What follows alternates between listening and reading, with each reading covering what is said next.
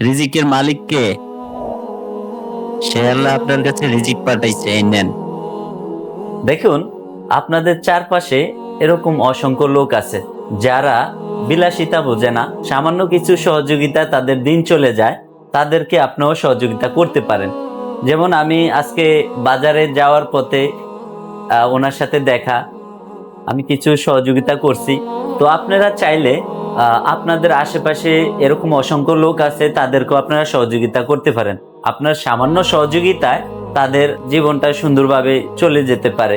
আপনি ভিডিওটি দেখে মানুষকে সহযোগিতা করার যে একটা মনোভাব তৈরি হয়েছে, আপনি ভিডিওটি শেয়ার করলে আরেকজন ব্যক্তিরও এরকম মনোভাব তৈরি হতে পারে।